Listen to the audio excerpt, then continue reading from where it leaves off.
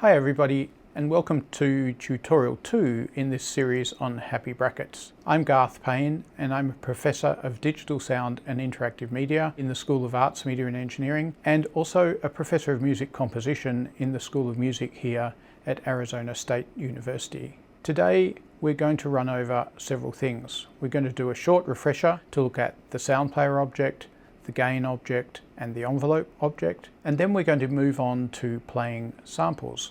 We're going to look at sample selection and sample playback and manipulation, such as altering the loop start, loop end and pitch of playback variables, and then we're going to move on to look at granular synthesis, granulating sound samples in real time.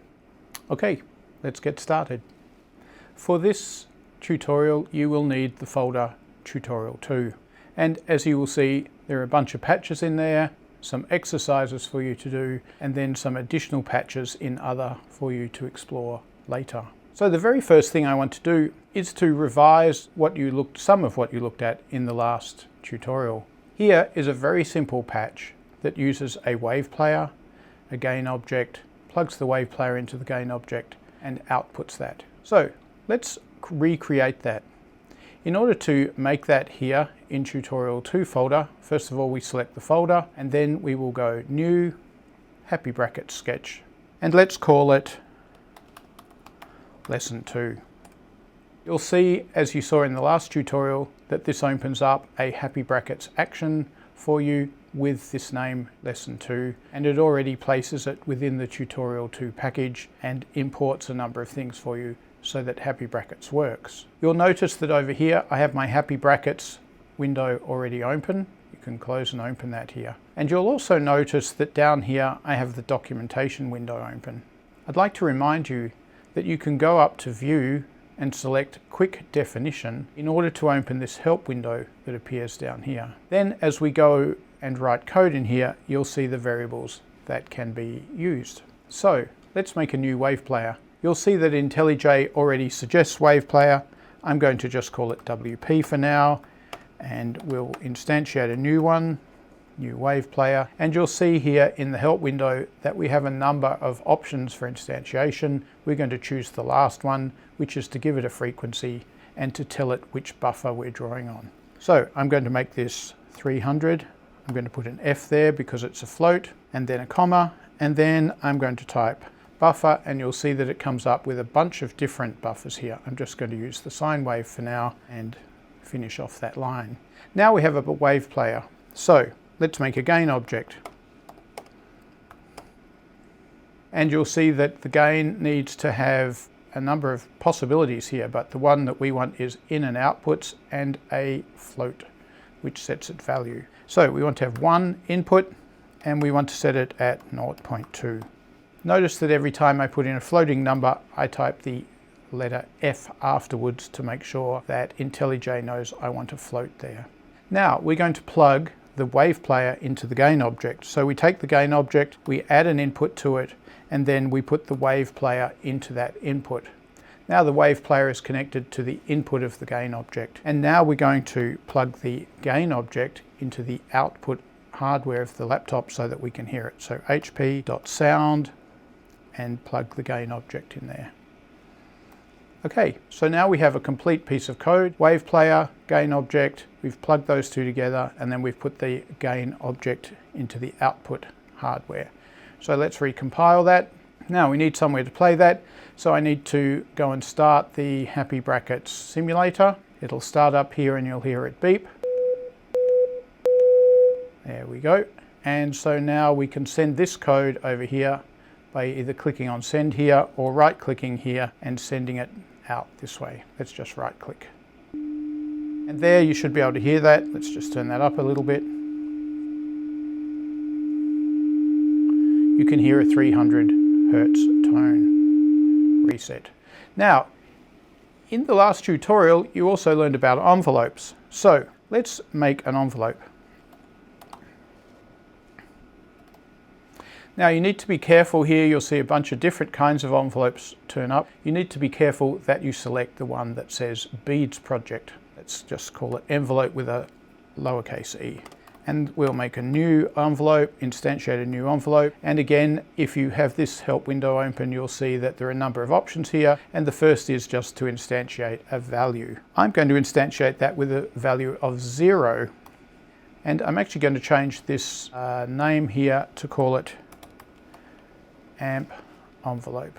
I'll make that shorter, because I'm going to use it to control the amplitude envelope, the amplitude of the output. So what we could do now is take this amplitude envelope and put it in here to control the gain.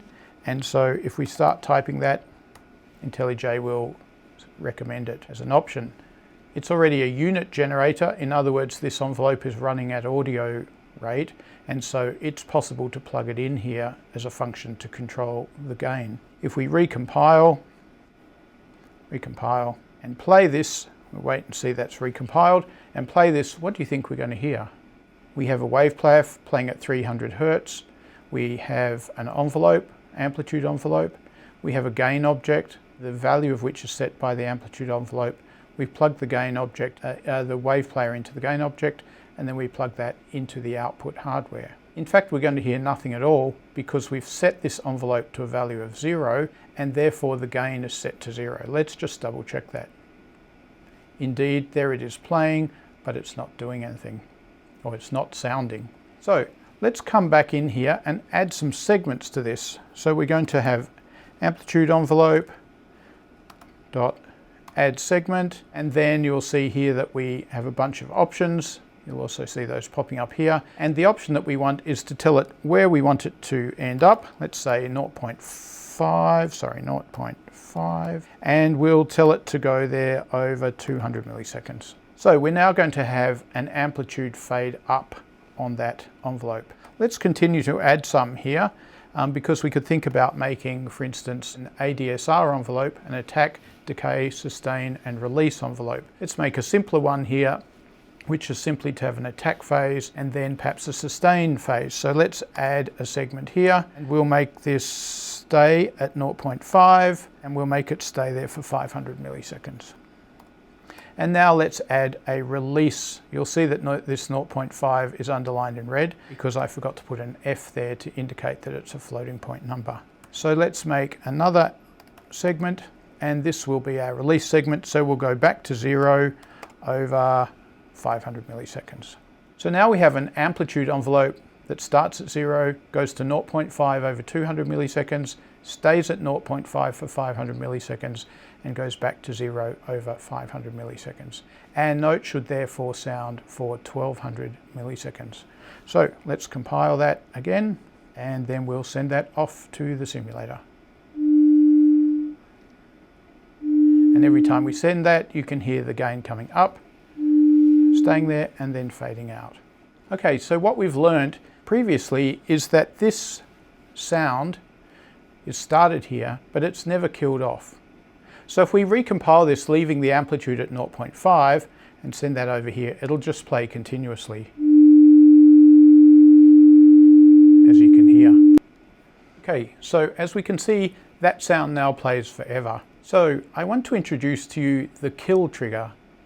The kill trigger will destroy this algorithm once the envelope is complete. And the best place for us to put the kill trigger is in the last segment of the envelope. Let's take a look at that. So I'm going to uncomment this command / to do multiple lines. And here we have our last segment going back to 0. I'm going to add to this new kill trigger. And what I want to do is I want to kill the last item in the signal chain. And if you think about this, we've plugged the wave player into the gain object and then the gain object into the output of the hardware of the computer. We're varying the amplitude in the gain object using the envelope, but the last object in the signal chain is the gain object. If we kill the gain object, we kill everything that goes behind that, upstream from that. So I want to put G in here for the gain object. If I do that, however, it's going to go red, as you can see here. And the reason for that is that I don't create the gain object until after I've tried to call it. So what I'm going to need to do is to take this line, cut it out of there, and put it after the gain object. so that the gain object has been made and already exists. Now what this means is that this algorithm is going to run only until it gets to the end of this fade out, and then the algorithm is going to be killed.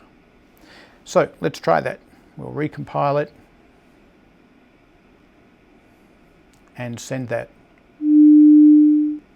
And you can hear that that sound faded up, faded down, and you can't see this, but in fact the algorithm has now been removed and garbage collected. So we can keep sending them here, as many as we like, and it will actually play them and then kill the algorithm when it's complete. We could of course change the the frequency here using a random object, as you learnt in the last lesson. But let's leave this here at this point. So you'll see here that this says new kill trigger, because we're actually instantiating a new function, the kill trigger, right here within the code. Normally we would create them, as you can see here, with the envelope or the wave player in their own line. But here we're just going to create it here and use it straight away to destroy the algorithm.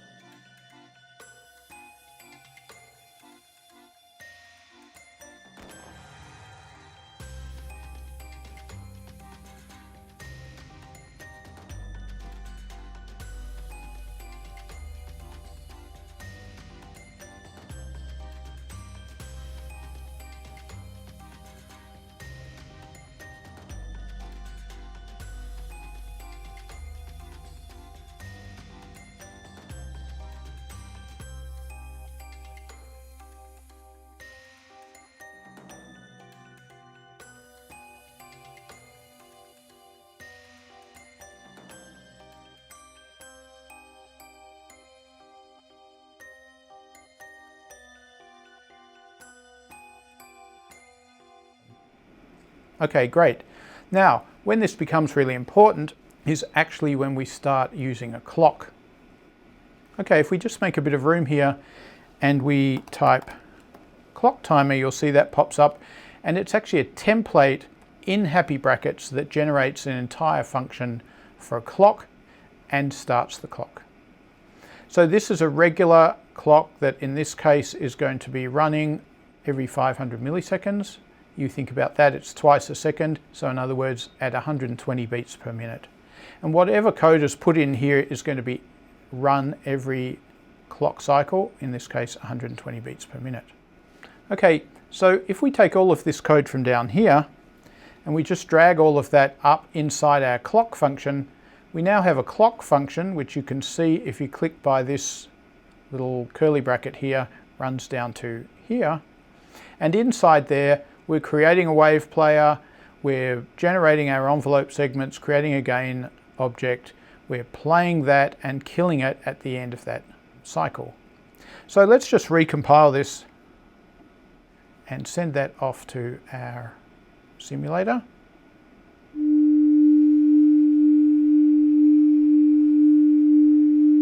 can just hear the pulses there.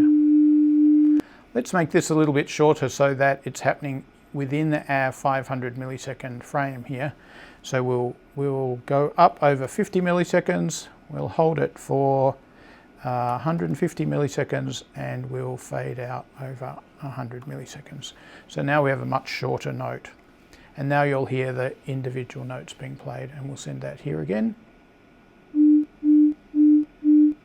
And so here you can hear the clock function playing a wavetable at a frequency of 300 Hertz at a rate of 120 beats per minute. And now you can see why the kill trigger is so important, because if we just kept running this and generating new wave players, new envelopes, new gain objects, over a period of time the computer would just get clogged up, running thousands of them that we were no longer hearing. Whereas the kill trigger kills each of them when they're finished, and therefore we're not building up a lot of rubbish in the background that we're not hearing and we're saving computer cycles for the things we actually want to do. This is a very quick introduction to two important things. The clock function, which you can get simply by typing the clock timer words, and that'll bring up the template here. And the second really important thing is the kill trigger, which is killing the last object in the signal path, the gain object, so that we're not running lots of software in the background, lots of objects that we're no longer hearing and taking up computing cycles. So to look at these two functions, the clock function and the kill trigger, please open and look at this Melody Maker patch that I've put in here. Now there's a bunch of things suggested for you to look at here. I'm going to skip over those. You can come back to those in your own time. I'm going to show you a couple of things. One is I've used the clock timer template to generate this clock, which again is running at 120 beats per minute. Within here we have our wave player, our envelope, our gain object, and we're playing that out. And you can see here that we're using a kill trigger. Now, what I'd like you to look at is something that we'll introduce in more detail later, and that is the pitch object. So if we want to generate notes, we can use the pitch object, and therefore we can force the frequencies to fit a scale. And you'll see here this function pitch.force to scale. Then I'm randomly selecting a MIDI note number between 0 and 48, adding 32 to that, making sure that's a minor scale, and then sending that out. So let's just have a quick look at making this together. So we're going to go up and make a new HappyBrackets sketch, and let's call this Melody Pitches. Okay, so let's do the things that we know well. We'll make a wave player. I'm going to just call it WP again. New wave player. I'm going to give this a frequency to start with, but we'll change that in a minute. 200 Hertz, and we need to give it a buffer. Okay, let's just give it let's give it saw. We'll make this perhaps more like a bass line. Sawtooth wave is excellent for bass because it has a lot more upper partials, frequency partials in the content. Okay, so now what do we need? We need an envelope. We make sure that that comes from the Beads project. I'm going to just call that E.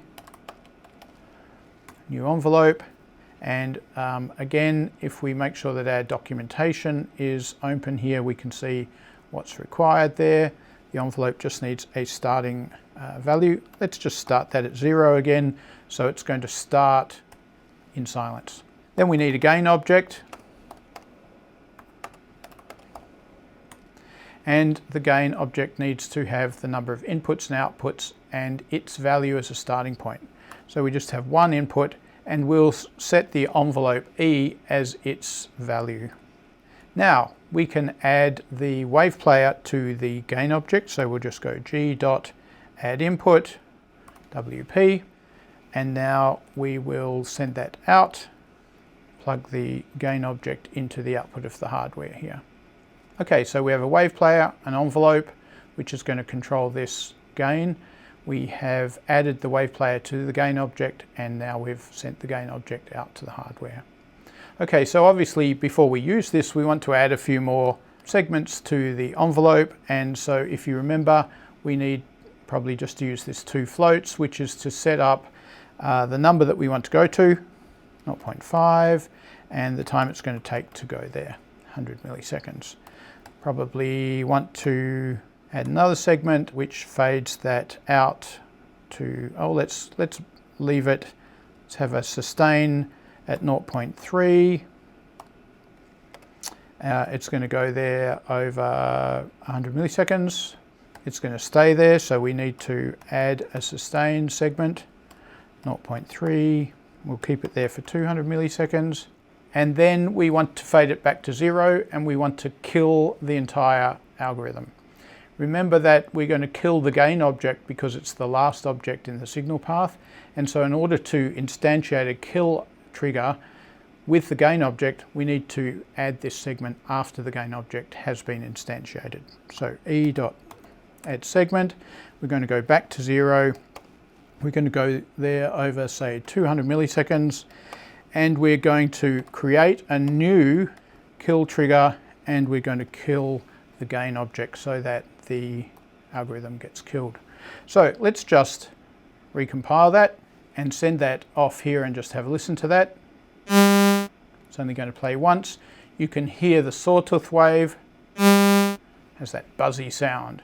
Okay, so the simple way to put this within a clock function is just to write clock timer, which generates this function for us at a 500 millisecond interval or 120 beats per minute, and then starts the clock. So let's take our wave player and everything including our output, and we'll put it inside here and recompile that. And now we're going to get that note occurring every 500 milliseconds or 120 beats per minute. And you can hear that. Let's make the attack much faster because it's a bit slow and sluggish at the moment. Okay. Okay, so that gives you a much stronger attack. Okay, so now we're going to make a pitched note to send into our wave player. So the way that we're going to do this is first of all to make an integer, int, called pitch. And we're going to make a version of the pitch class. You'll see the use of the capital P. And I'm going to say force to scale. And then I could just put, well, you can see here an integer in there, but I'm actually going to make it slightly more complex here because I'm going to actually generate a random number using the random number generator. And then I'm going to call on that next int. And I'm going to give it a range of numbers that it can call from. So in this case, it'll be from 0 to whatever the top number is. So let's make this 32. So I'm going to give it a bounds of 0 to 32. Now I don't want it playing MIDI note number 0, so I'm going to add here 12, which means that the MIDI note number is going to be between 12 and 12 plus 0 up to 12 plus 32. So we're thinking here more in the baseline kind of region. Okay, and now we need to force that into a scale, and you'll see that if I go pitch dot, we actually get a range of different scales and modes and so on here. So let's force that into a major scale. Just double click on that. So now we have an integer called pitch, which is from using the pitch class, forcing it to a scale, which we just defined here as major, and it's going to be a note between 12, our number here, and 12 plus whatever random number is generated here between 0 and 32. Now, we happen to know that the wave player requires a frequency in hertz. So we need to convert that integer, which is a MIDI note number. So just remember that this is actually a MIDI note number. And MIDI note numbers are between 0 and 127. So we need to convert the MIDI note number to a floating point note number, which is a frequency, in order to plug that into the wave player. So let's make a float here called freq, and we'll again use the pitch class with a capital P, and we're going to use a function called, and there it is, M2F, MIDI to frequency. And that's going to convert our pitch that we've made up here. Maybe we should just call that note. Let's call that note. And note, our MIDI note, into a frequency. So if we feed this note into there, it's going to turn that into a frequency, a floating point number. Now, the value of that is that then we can put that frequency in here instead of having a fixed frequency.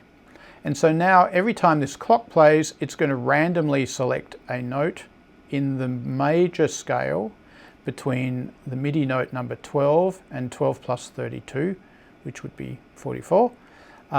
and then it's going to convert that note into a frequency in hertz by converting MIDI to frequency, and then plug that into the wave player. Nothing else has changed here. So let's just recompile that and send that off, and now we're going to hear different actual notes of a scale playing, again at the rate of 120 beats per minute or every 500 milliseconds. And you can hear that they're in the bass frequency range, and you can also hear that this nice gritty saw wave is really kind of punching that out there. So we might say, okay, that's too low, let's bring it up to say 24, and let's reduce the range so that it's only going within an octave, and we'll recompile that. It's still forcing it into a major scale.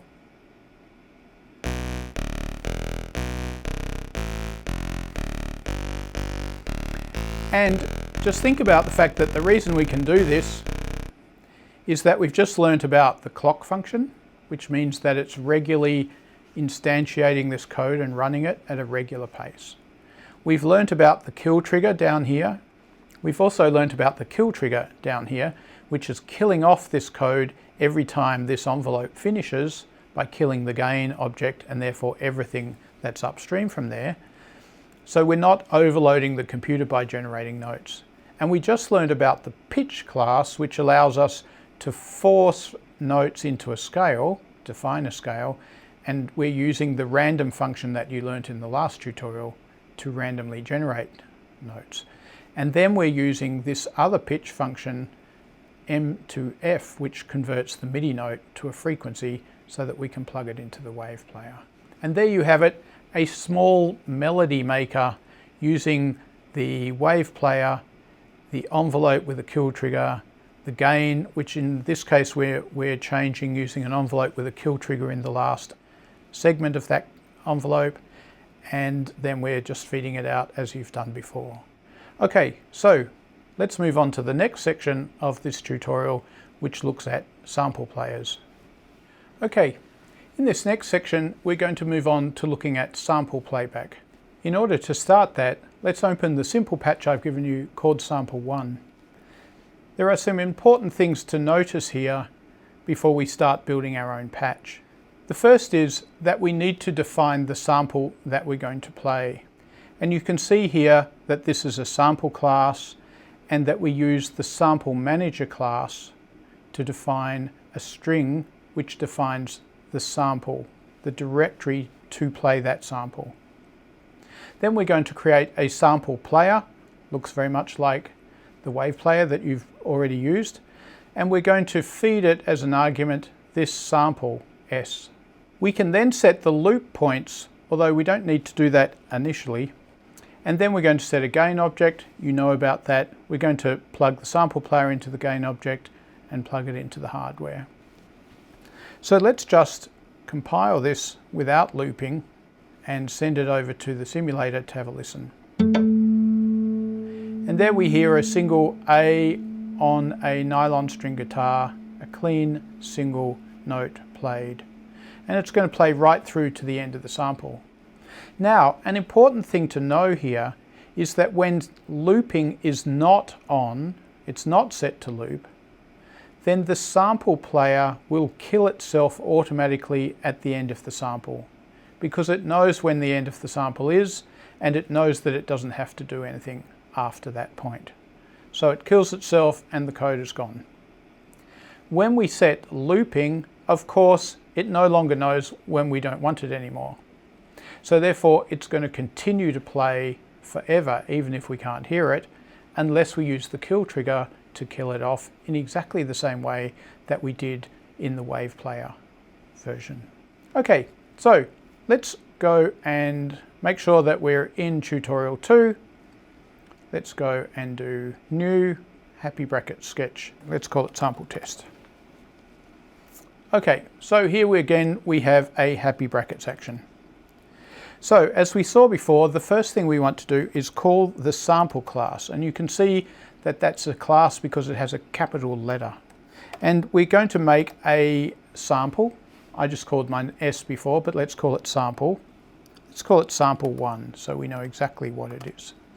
And now we're going to have to call the sample manager class, and you can see here a number of different things coming up, sample manager, and we're going to call the sample function within there to define a sample. And you'll see here it pops up and tells me, okay, you need to put a string name in there. Now, how do we find this long convoluted name that we had here, this long string here? So it's very cleverly set up here in the HappyBrackets project path within IntelliJ, so that the code that you write here, when transferred to the Pi, the Raspberry Pi, looks in exactly the same places, and it all works perfectly on the computer, on the Pi. It's a great thing. So if we look in here, we see data, audio, nylon guitar, etc. And if we look over here in our project path, we'll see a folder called device, and inside that we'll see HappyBrackets. If we open that, we'll see that there's a folder called data, and if we look inside there, we'll find a folder called audio, and all of this stuff is going to be on your Pi as well. And when we look in there, we'll see a number of audio file folders with audio files in them. So here's nylon guitar, it says nylon guitar here, and if we open that, we can see clean A harmonic. And so that's the path. So how do we get this long string? Well, if you're good at doing this kind of thing, you can already type that. I'm not, and I often make typos. So the easiest way for me to do it is to right click on here and then go down to Reveal in Finder. That will bring up that exact sound file in the Finder. Now, if I go and open the terminal, let's just look up the terminal, and drag this file, in fact, let's choose a different one, D, in here, it will tell you the path to that file. And if we look here, you can see device, HappyBrackets, data, etc. And we happen to know that we need this section of that data. We happen to know that we need this section of that path. So I come in, select that, copy it, go back to my patch. Let's go back to the one that we're writing. And then in here, we need that to be in quotes. I can copy and paste that path in there. So let's say that we wanted, let's just do that again. Let's make a second sample. Okay, sample, I'm going to call this sample 2. Again, we're calling up the sample manager, and we're calling the sample function in there, and then in here we need to put in a string, right? So let's go and look at drums. So again, I'm going to right click on here, I'm going to go down to Reveal in Finder, here's the drums. So let's just grab a pattern out of there, let's say 105, I need to just return here so that I start with a new pattern, 105, which is going to be a drum pattern playing at 105 beats per minute. I'm going to copy everything here back to data. So I've got data, audio, drums, 105, and I'm going to go back to my patch and I'm going to paste that in between the two quote marks, like so. And so here you can see data, audio, nylon guitar, etc. In what we just did, we start off with data, audio, nylon guitar, here, data, audio, drums, 105. So we've just defined two samples that we could play. So the next thing to do here is to create a sample player. And let's just take the suggestion from IntelliJ and call it sample player, and we need to instantiate a new sample player. So we're going to say new sample player. And now we need to feed it the sample player. So we need to tell it exactly what we're doing here. And what we're doing is we're sending it this sample buffer, the string that tells it exactly where the sample is. So we could send it sample 1 or sample 2. Let's send it sample 2. Oh, I misspelt that, as you can see. So let's just correct that. Sample 2. Okay, sample 2. Just so we've got something a little bit different from the guitar note that we had before. So now we've got a sample player which is going to read sample 2 and play that. Okay, a useful thing to do here is to work out how long the sample is, especially if you're loading different samples in at different times. And in a little bit we'll look at making groups of samples, in other words whole folders of samples that we can randomly call up different samples as we go along. So if we just make a new float here, I'm going to call it sample length, and I'm going to get our sample, in this case sample 2, and I'm going to run a function called getLength. And you'll see here that it's going to complain. It's going to say that getLength is not a float and we need to cast it to a float. So we'll take that suggestion and cast it to a float, and it'll put a float in front there. So now we have the sample length. Okay, so let's make our gain object. We need the number of inputs and outputs, and then we need the gain value. So there we have 1. We could make it 2 if we want it to be stereo. So let's go back here, make that 2. So let's go g.addInput, and we'll add our sample player in there. And let's go hb.sound g. So this is all very familiar to you. So we're going to put the gain object out the hardware. So let's compile that, recompile, and send that off to the simulator. And we should hear a drum pattern. And indeed we do. It's going to play through to the end of the drum line, the drum sample, and then it's going to kill itself. Okay, so the next obvious thing that we could do here is actually to add looping. Okay, so let's go up here after our sample player and set that looping function. So we're going to call our sample player, and we're going to put in here set loop type, and we're going to need to call that, and you can see that already being defined over here, from the sample player class. So we need to start again by typing sample player, and here you can see sample type, loop forward, loop alternating, which means play forward, play backwards, etc., etc. Let's do alternating because then we'll hear the loops, because it's going to play the sample forward and then it's going to play it backwards and then it's going to play it forward again. Okay, so now we've got a looping sample. It's going to continue to loop, and now remember that it's not going to kill itself. It'll just keep playing backwards and forwards forever.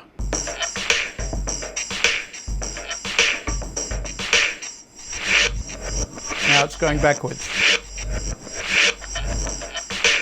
Now it's going forwards.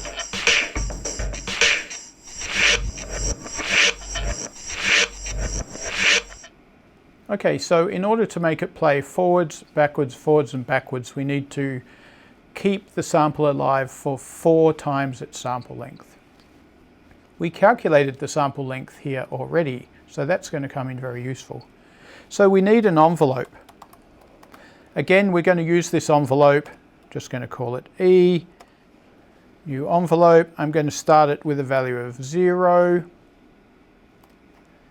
And now we can add segments to that. So let's go E add segment, and we'll go to 0.5 in amplitude, and let's do that over the sample length just to make life really easy.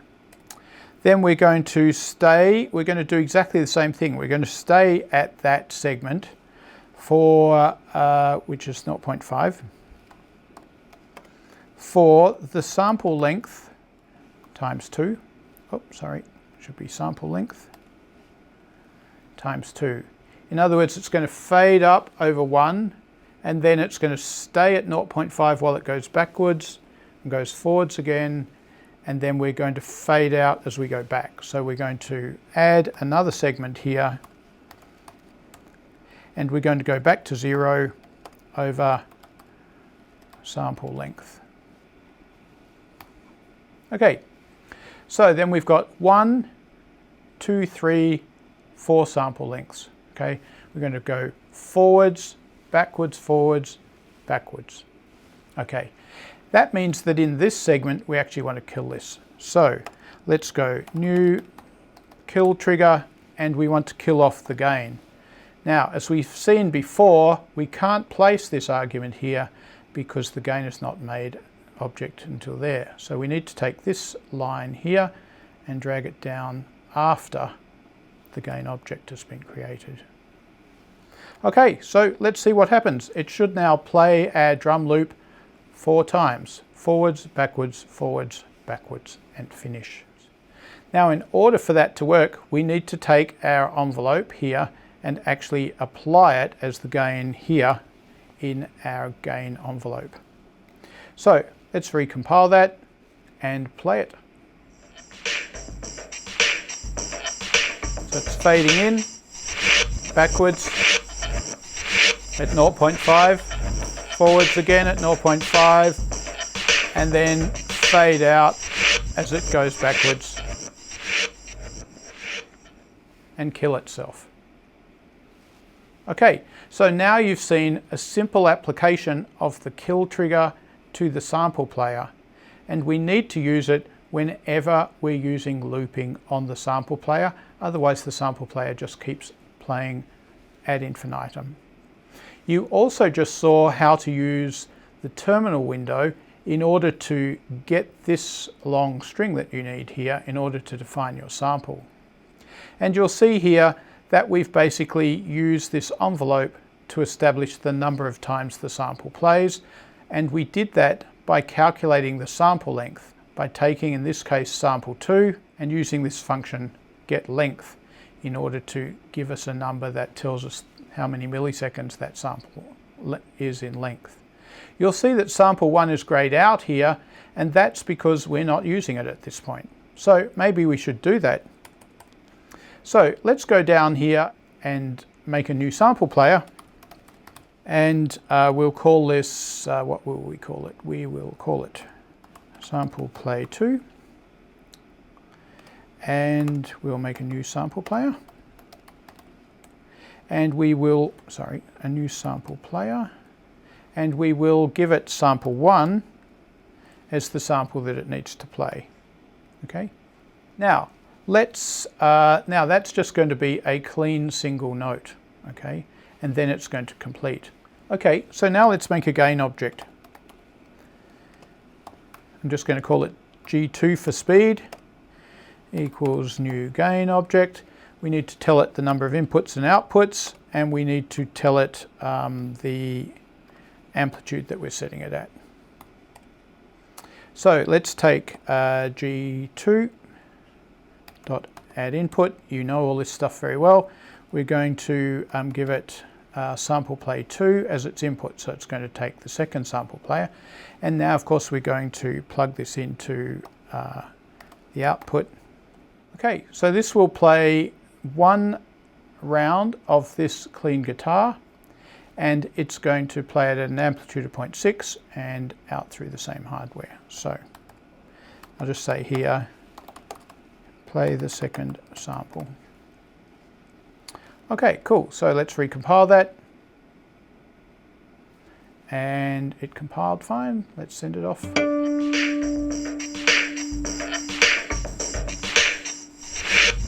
Okay, so let's reset that.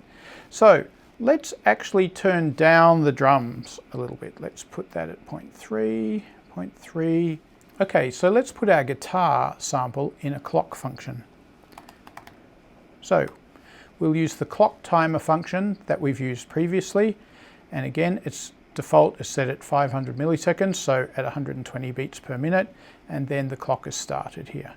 We're going to take all of our second sample player and we're just going to pop it inside the clock.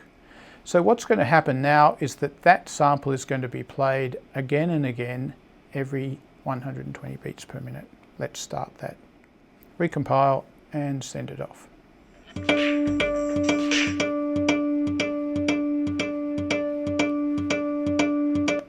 Okay, so something interesting just happened. Let's see if you can pick up what that is. Send it again and listen to the drums.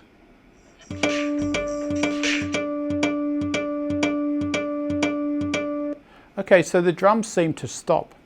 Now the reason that the drums stop is that this function, hb.sound, as you learnt in tutorial 1, also has polyphony management. So once it gets to 4 voices playing, it kills off the first one. So when it gets to the 5th one, it kills the first one. The 6th one, it kills off the second one that was instantiated, and so on. So there are only ever 4 sounds generated at any one time. So that might be fine for the guitar note, but it's not fine for the drums because we want the drums to just continue on in the background.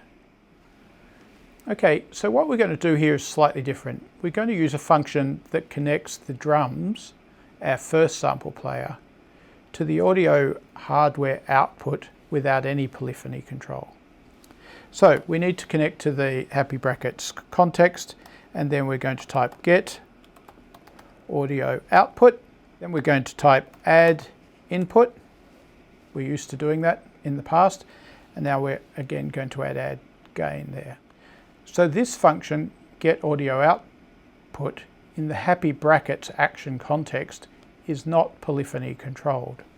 So let's just recompile that and see if that fixes our problem.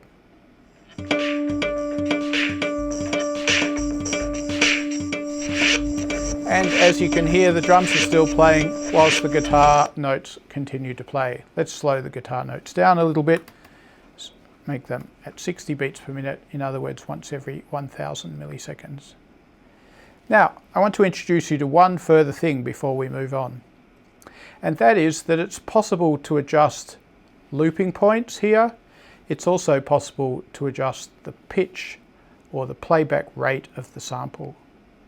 I'm going to let you explore looping points yourself, and we'll cover that a little bit in the Granular sound sample player. But let's just look a little bit here at the playback rate. So I'm going to generate an envelope, and I'm going to call it E-rate. Oh, don't need cap lock. So equals new envelope. And of course we need to give it a starting rate. So I'm going to give it a starting rate of 1, which would mean that the sample will play back here at its normal playback rate. Now then I'm going to add a segment that goes to 1/4 of its playback rate over 100 milliseconds. We want to do this quite fast because the guitar note doesn't sound for very long. And then I'm going to add another segment which goes to double the normal playback rate in 200 milliseconds. So we're going to start at the normal playback rate. Quite quickly we're going to go down to 1/4. In fact, let's make this a little bit slower so you can hear that. And then we're going to go up to double, and then let's bring it back to normal playback rate. So we're going to use this to control the playback of the sample itself. And so what we're going to do here is we've got our sample player, and we're going to go sample play, which is play 2, sample play 2 dot set pitch. So we're going to set the pitch of playback, and we're going to set that with the envelope that we just made E-rate. So we're going to have the pitch go down, up, and back to normal. Okay, and that's going to happen every time that this clock. Okay, what have we got here? Incompatible float. I forgot to put F here to make that a float. So let's just recompile that and send that over. And now every time the guitar note plays, which will be once every second, you'll hear the pitch vary.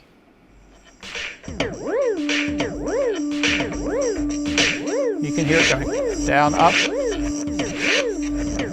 Okay, so of course we could change that. Let's make it go up to 2. Let's make that over like 500 milliseconds, a bit slower. Down to 0.2 over 200 milliseconds, and then back to normal playback rate over 500 milliseconds. Recompile. Now it's going to go up and down.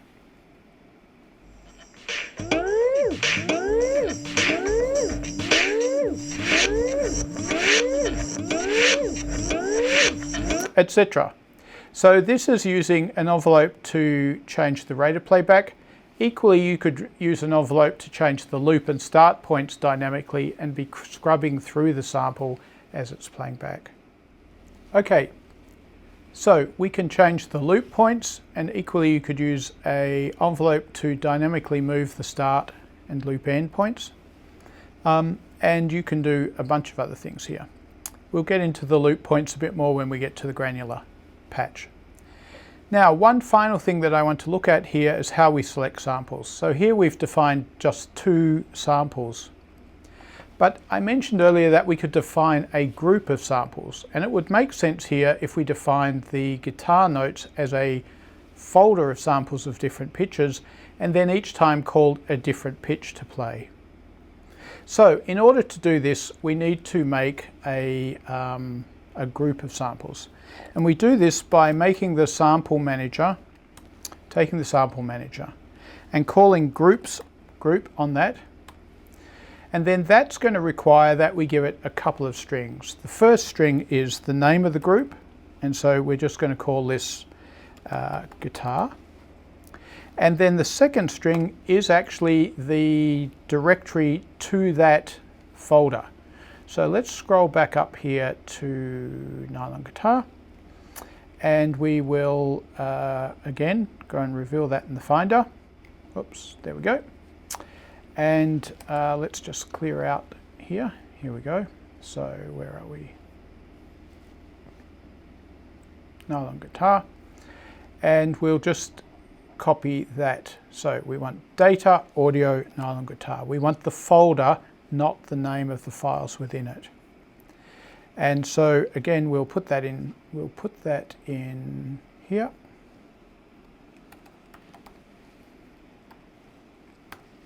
Okay, and so now we have a sample group, which is actually the entire folder collection of guitar sounds.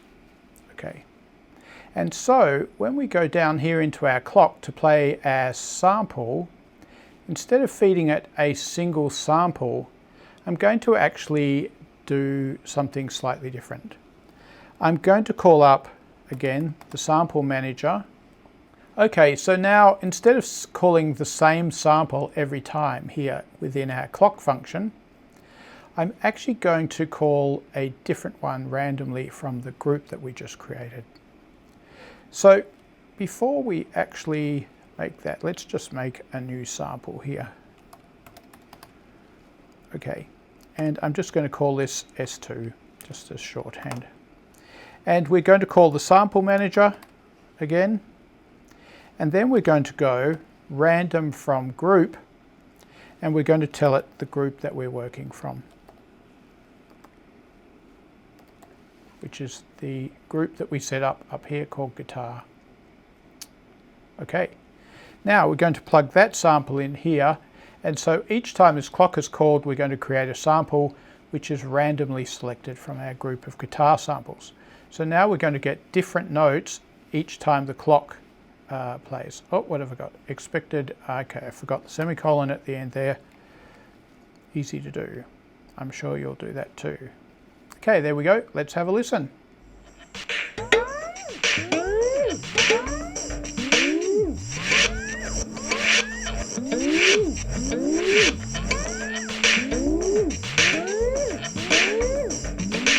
Okay, so let's just reset that.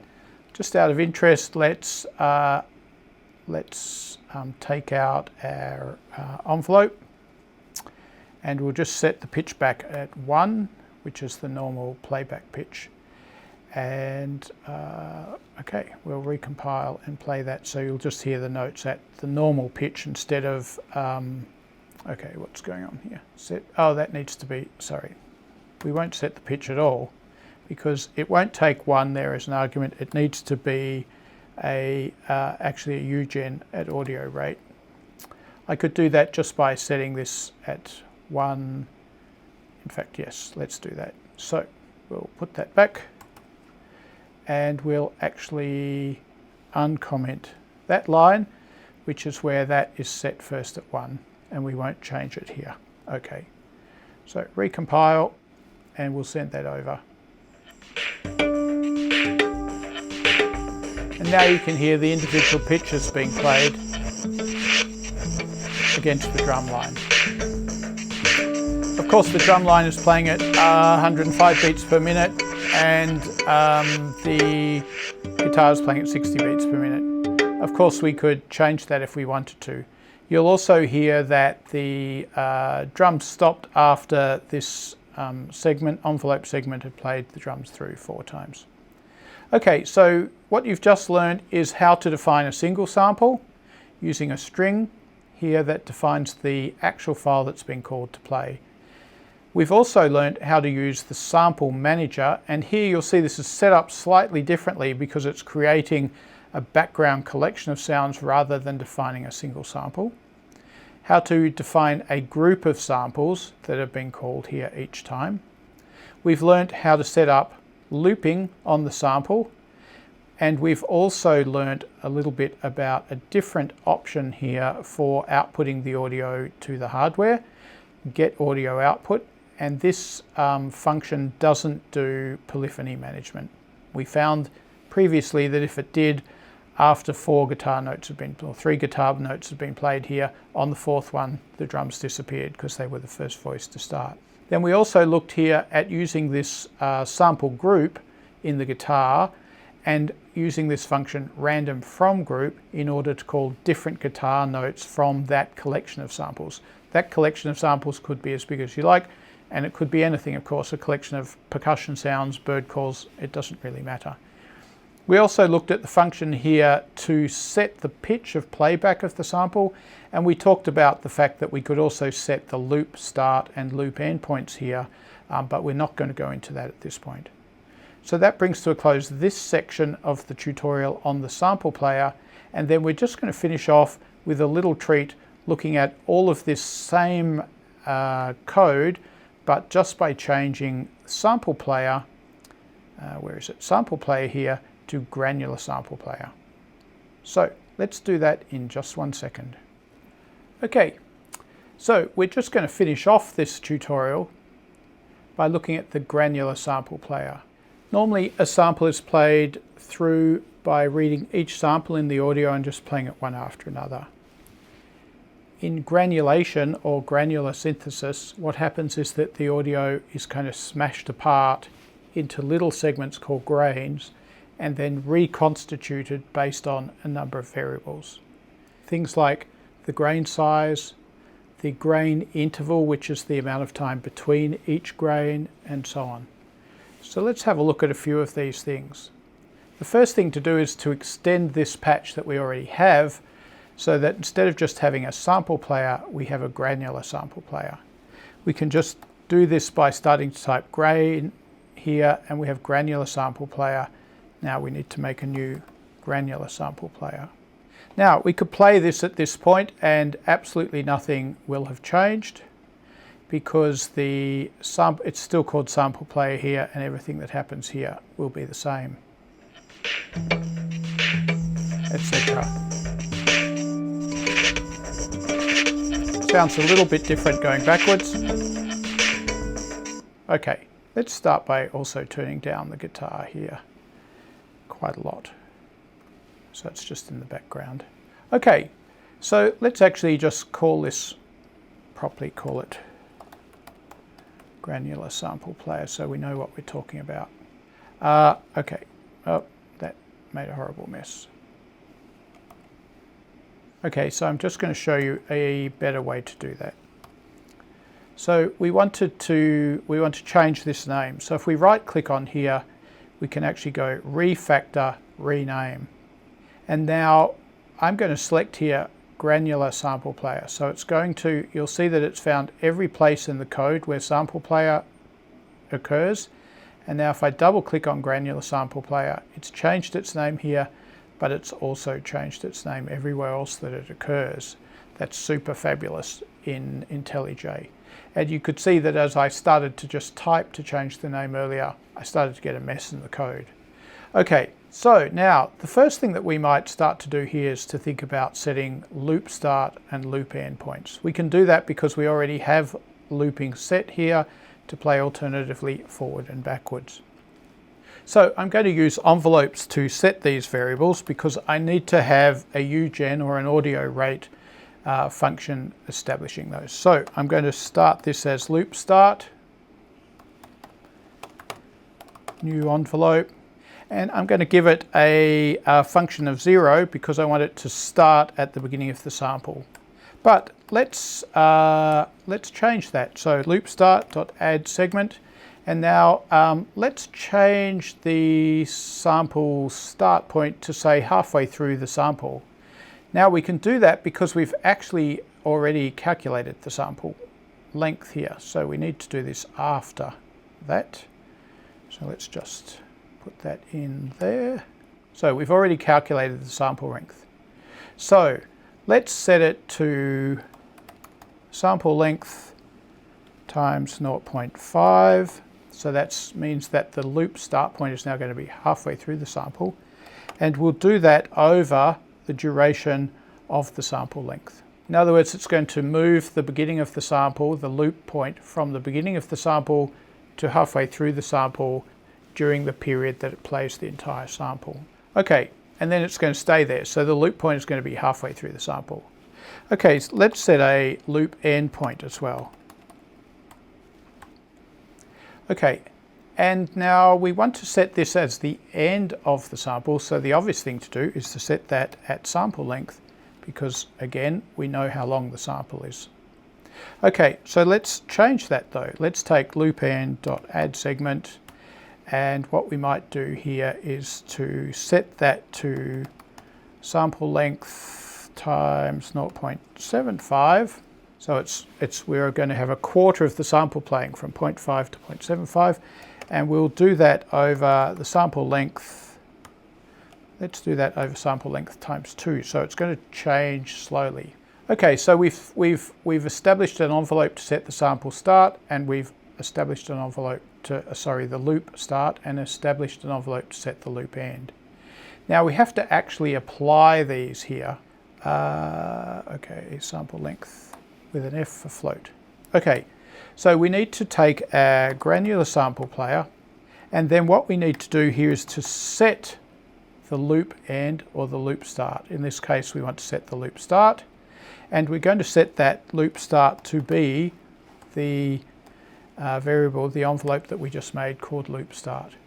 Equally here, we want to set the granular sample player set loop end, and we're going to set that to be loop end.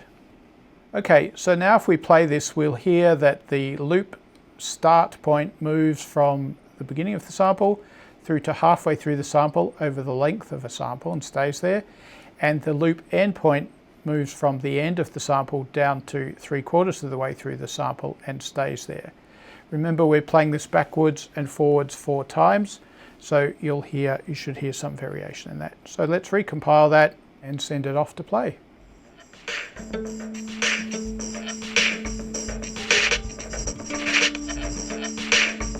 And you can hear that loop getting much shorter.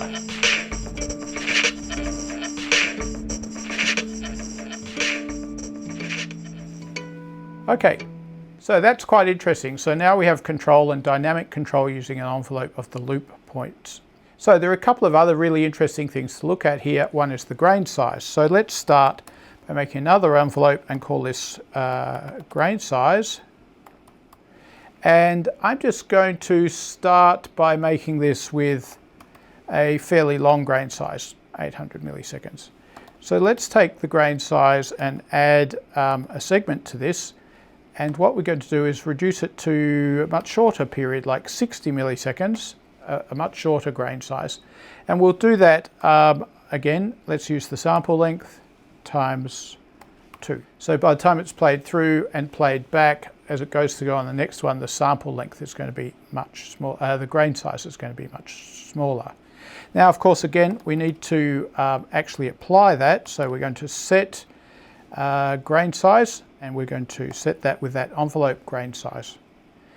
And as you might have guessed, the other really interesting thing to do here is to set the grain interval, which is the amount of time between these grains. So let's make another one. We'll call this grain interval.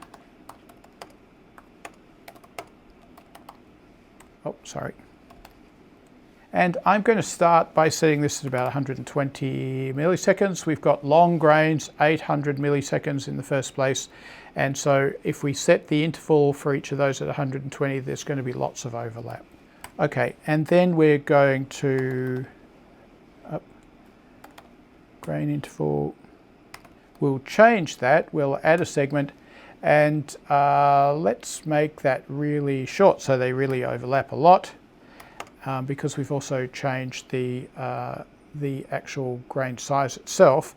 And let's do that over, say, the sample length times 2, so that we can hear that gradually changing.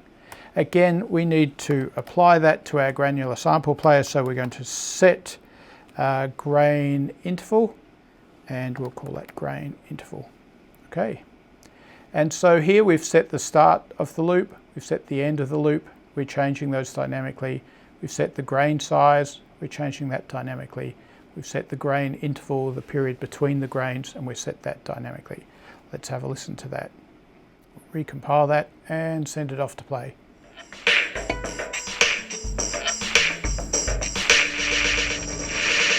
Right, you can hear those grains getting shorter.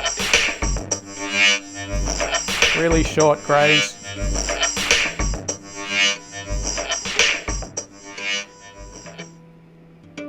So this is where you can see that granular synthesis starts to produce effects that are really interesting, and you get all of this kind of gnarly edge to it.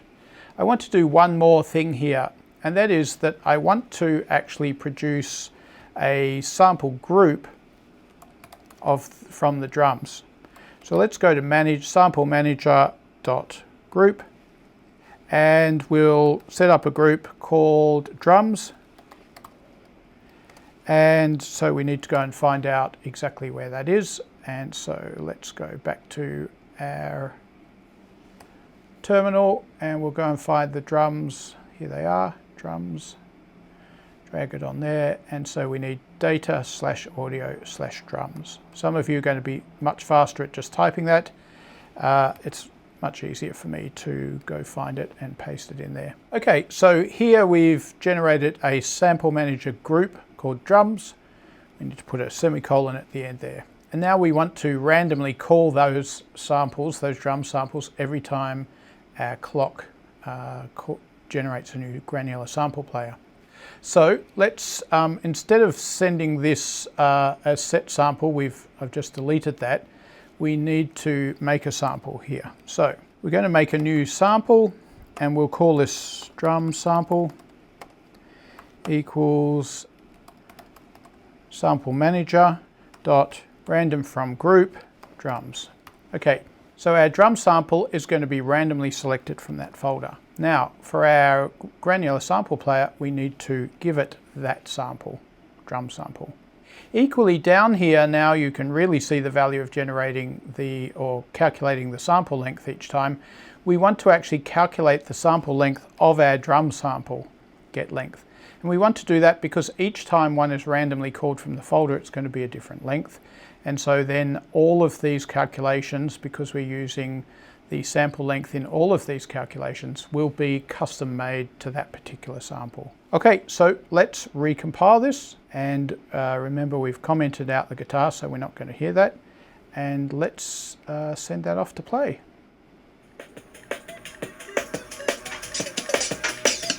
And now you can hear it selecting different samples.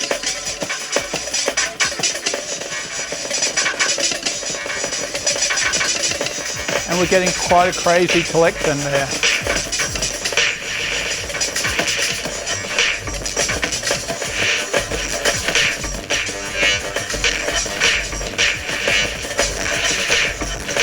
Okay, obviously if we ran much shorter samples, let's do that, much shorter grains, and started with a shorter grain interval. No, let's leave it at about that, but maybe go down to the shorter grain interval over a shorter period of time, you're going to hear here even more chaos.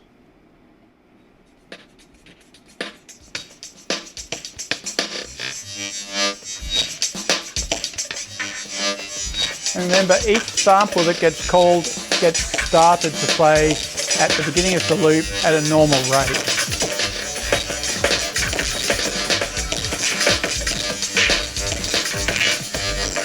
Okay, and just because we can, let's do that at 120 beats per minute and leave it there for today. So you've learned a whole bunch of stuff today about setting up samples, individual samples, groups of samples. You'll note that both of these samples are grayed out at the moment because we're not using them. You've learnt about the sample player, but also the granular sample player. And then you've learnt that within the granular sample player, as we can do in the sample player, we can set loop start and loop end points. But in the granular sample player, we can start to set grain size and grain interval and other variables to really get interesting effects happening within that. And so on that note, at 120 beats per minute, I'm going to play some crazy drum samples doing crazy granular stuff. Thanks very much. See you next time.